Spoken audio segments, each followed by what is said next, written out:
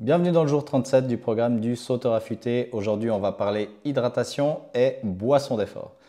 Au programme du jour, donc, on va juste reprendre les bases d'une bonne hydratation. On parlera ensuite de boisson avant l'effort, pendant l'effort et après l'effort. D'accord? Et puis, on regardera également spécifiquement la boisson d'effort. Et puis, vous aurez également aujourd'hui le FAQ de la semaine 6. Et puis, on finira par le défi actif numéro 17. Donc, les bases d'une bonne hydratation. Ici, déjà, je vais vous mettre quelques faits que vous devriez connaître sur l'hydratation, surtout sur la déshydratation qui, même légère, va diminuer vos performances et augmenter votre risque de blessure. À savoir que 1% de déshydratation entraîne une baisse des performances physiques de 10%, ce qui est quand même énorme, d'accord? Et comment on sait qu'on est déshydraté? La soif, c'est un signal d'alarme, d'accord? Donc, lorsque vous ressentez la soif, votre corps, il a déjà perdu 10% de ses capacités physiques, donc ce qui est énorme, d'accord? Donc, quand vous avez super soif, vous buvez 1 litre d'eau, c'est la meilleure chose du monde, mais ça veut quand même dire que votre corps, il était en état d'alarme et qu'il était quand même bien déshydraté, d'accord? Et comme on vient de le voir, important pour tout ce qui est risque de blessure et puis diminution des performances. Ça, c'était pour les bases. Toujours dans les bases, ce qu'il faudrait, c'est déjà boire tout au long de la journée environ 1,5 litre par jour, ce qui vous fait à peu près 3 petites bouteilles, soit une grande bouteille, soit 10 verres d'eau. Choisissez la version qui vous plaît le plus et puis évidemment tout ça, vous allez boire du lever au coucher. La répartition est aussi importante que la quantité bue. Donc 1,5 litres, c'est un minimum. Évidemment que quand il va faire plus chaud, vous serez plutôt autour des 2 litres, voire même plus. Et puis, au lieu de vous envoyer 1,5 litre dans la première heure de la journée, essayez de le faire continuellement sur la journée. Vous aurez moins l'impression que 1,5 litre, c'est énorme, alors que ça ne l'est pas. Simplement prendre votre gourde au travail et puis ça fera le travail. Bien, donc, pour tout ce qui est boire avant l'effort, comment est-ce qu'on va savoir si on a assez bu ou pas avant un effort? C'est avec notre urine. Tout d'abord, savoir si on a une urine claire, c'est qu'on sera bien hydraté. Une urine trouble, on n'est pas assez hydraté. Et une urine foncée, on est déshydraté. C'est le meilleur moyen que vous avez sans 1001 gadgets autour de vous pour savoir à quel point vous êtes hydraté ou pas. Donc ça, c'est facile à voir et je pense que c'est quelque chose de base que vous connaissiez déjà. Maintenant, pour tout ce qui est boisson pendant l'effort, les conseils pour tous, ce seraient les suivants. Boire toutes les 15 à 30 minutes, 3 à 4 gorgées. Ça, on l'a déjà vu dans les jours précédents. C'est plutôt pour les efforts de longue durée où on va dépasser l'heure d'entraînement. D'accord? Donc pour nos entraînements, ça ne va pas beaucoup nous concerner. Buvez à chaque pause la plus grande quantité possible sans être gêné. Ça, c'est pour nous.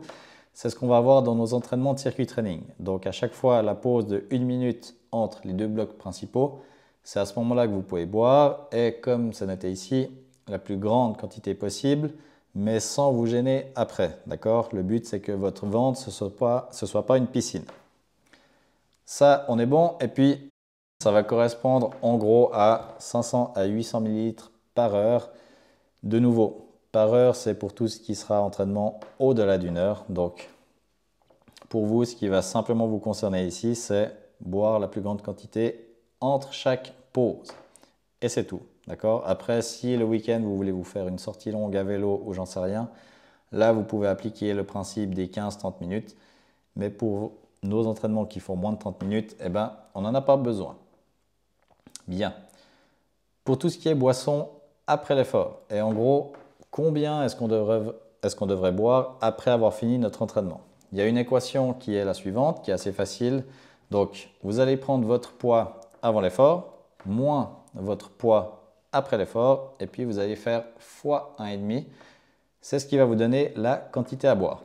Petit exemple pratique. Donc, si vous avez perdu 500 grammes entre le début et la fin de votre entraînement, vous faites 500 grammes fois 1,5, ce qui va vous donner 750 ml à boire après. Surtout de l'eau, d'accord? On est d'accord. Et puis, privilégiez les eaux gazeuses, riches en bicarbonate pour bien récupérer. Donc, si vous avez une badoie qui traîne ou tout autre type d'eau gazeuse, ce serait optimal. D'accord? Donc ça, c'est vraiment la règle si vous voulez pousser l'optimisation de votre boisson après l'effort au maximum. Et puis, dans l'idéal, buvez tout de suite après l'effort et de manière continue. Donc ça peut être dans l'heure qui suit votre entraînement. De nouveau, pas besoin de vous envoyer 1 litre dans les 5 premières minutes, mais continuellement sur la période qui suit votre entraînement. Bien, ça c'était pour l'hydratation de base. Maintenant, ça c'était pour l'hydratation de base. Maintenant, on va regarder la boisson d'effort.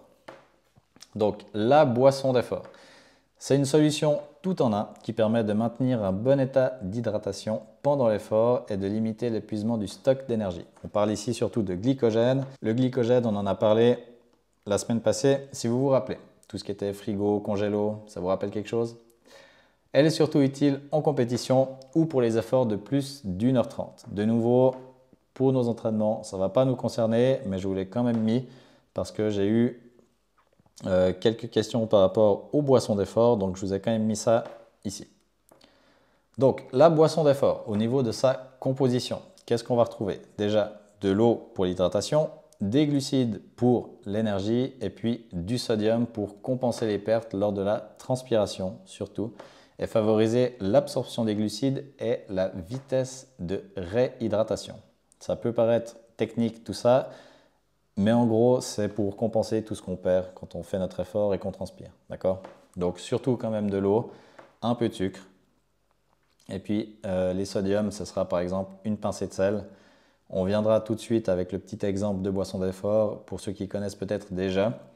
Donc, les autres critères, déjà, avant de parler de la petite formule maison, ça peut être, et ça doit être, un goût plaisant pour le sportif parce que ce sera votre premier critère. Évidemment que si vous allez vous faire une boisson d'effort, si elle est dégueulasse, je me passe de mots, mais évidemment que l'effort, souvent, il est déjà bien assez pénible. Donc, si en plus, vous avez une boisson pénible à avaler, c'est pas optimal. Donc, premier choix et premier élément important, c'est que le goût vous plaise. Ensuite, deuxième chose, la boisson doit être isotonique ou légèrement hypotonique. Une boisson isotonique a une concentration proche de celle du sang, ce qui facilite l'absorption et limite les troubles digestifs. Évidemment, on veut optimiser la boisson d'effort pour que notre corps il la fasse passer au mieux dans notre organisme sans qu'on se sente ballonné, qu'on ait l'impression que notre ventre c'est une piscine et qu'évidemment on sente les effets sur notre performance. D'accord? Donc voilà, déjà pour simplement les critères à avoir dans cette boisson d'effort. Donc si on devait résumer ce qu'une boisson d'effort contient ou serait, déjà au niveau des critères, numéro 1, un goût plaisant, 2, isotonique, 3, alors ça, la température entre 10 et 15 degrés, vous n'allez pas mettre un thermomètre dedans, mais vous imaginez bien que votre boisson, elle ne doit pas être gelée ni bouillante. D'accord? Donc, un entre deux. Et puis, concernant le sodium, environ 400 à 700 mg par litre, soit 1 à 1,7 g de sel par litre. Je vais vous dire tout de suite en gros à quoi ça ressemble. Et puis au niveau des glucides, de nouveau une ambiance tempérée, 20 à 40 grammes par litre. Mais si vous voulez un exemple tout simple d'une version maison d'une boisson d'effort, ce serait du sirop, de l'eau et une pincée de sel. Et avec ça, vous complétez les 3 éléments eau, glucides, sodium. Le goût plaisant, vous mettez le sirop que vous voulez. Isotonique, on y est. Et puis la température, ça vous avez juste qu'à mettre de l'eau un tout petit peu fraîche, voire tiède. Et puis vous avez votre boisson d'effort. C'est aussi simple que ça. Donc ça, c'est la version maison. Après, il y a plein de sites où vous pouvez trouver d'autres boissons d'effort. Après, vous pouvez expérimenter. Donc voilà, mais on va dire que c'est la version de base si vous voulez une boisson d'effort. Mais je le répète encore que pour nos entraînements de corde à sauter qui sont en dessous d'une demi-heure, vous avez simplement besoin d'eau. D'accord? Pas besoin de boisson sucrée ou je ne sais quoi. Bien, on est... Mon Dieu, dans la semaine 6, j'ai oublié de changer le petit chiffre. Donc vous pouvez poser vos questions dans la communauté ou dans les étapes de la vidéo. Je lis vos questions comme d'habitude les jeudis et puis j'y réponds le vendredi en vidéo ou par écrit. Et puis évidemment les questions tardives, celles qui arrivent le vendredi ou pendant le week-end, eh bien, elles sont traitées dans le FAQ de la semaine d'après. Évidemment on est dans la semaine 6, j'ai simplement oublié de changer le petit 5. Le défi actif numéro 17 pour aujourd'hui qui sera marcher 30 minutes, qui peut être fait en 2 fois 18 minutes et où cette fois vous allez alterner des périodes de 6 minutes rapides et 6 minutes tranquilles. Le dernier défi actif c'était des périodes de 5 minutes, pour ça qu'ici je vous ai mis 18 minutes pour respecter les 6 minutes. Donc voilà, ça simplement alterner 6 minutes tranquilles, 6 minutes rapides et puis pour le 2 fois 18 minutes, soit vous commencez par du tranquille et ça vous fera tranquille, rapide, tranquille. Ou alors vous voulez faire le truc un peu en mode un peu plus dépense d'énergie et ce sera 6 minutes rapides, 6 minutes tranquilles et 6 minutes rapides. Donc à vous de faire à votre sauce. Évidemment que si vous avez 30 minutes devant vous, faites ça pendant les 30 minutes.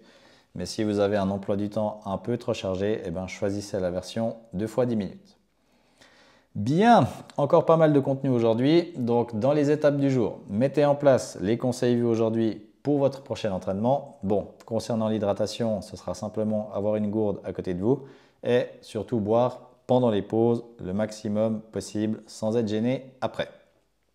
Le défi de la semaine qui continue d'être là et puis le défi actif numéro 17 et puis vous pouvez toujours évaluer votre forme du jour même si on n'a pas d'entraînement. Continuez à évaluer ça et puis c'est tout pour aujourd'hui. Nous, on se retrouve demain pour la suite.